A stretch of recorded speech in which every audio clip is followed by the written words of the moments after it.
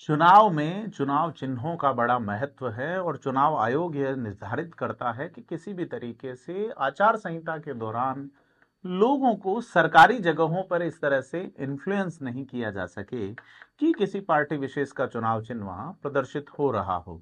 सरकारी योजनाओं में यहां तक कि अनावरण पट्टिकाएं और तमाम चीजों पर भी जो नाम चल रहे होते हैं नेताओं के, वो ढक दिए जाते हैं। बावजूद इसके सिरोही का उदाहरण हम आपको दिखा रहे हैं।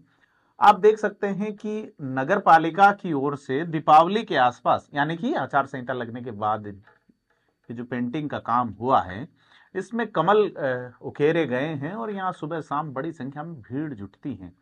चुनाव चिन्हों को दिखाकर सबकॉन्शियस माइंड यानी कि अवचेतन मन में किसी भी पार्टी के प्रति छाप छोड़ने की जो कोशिशें हैं, वो बदस्तूर जारी रही है। बरसों पहले जब इसी इलाके में हम रिपोर्टिंग करते थे, तो एक बार ऐसा हुआ कि चुनाव आयोग की ओर से प्रशिक्षण कार्यशाला में एक फाइल दी गई, उस पे भी किसी पार्टी का चुनाव चिन्ह छपा हुआ था। कार्रवाई हुई और चुनाव चिन्ह हटाया गया। लेकिन सिरोही में इस तरह से यह जो डिजाइन हुई है, ये जो पेंटिंग की गई है, ये सरकारी खर्चे पे हुई है और सरकारी स्थल पे हुई है, बीच चुनाव के। और इस पर किसी का ध्यान भी नहीं जाता। लोग बड़ी संख्या में यहाँ खेलने आते हैं।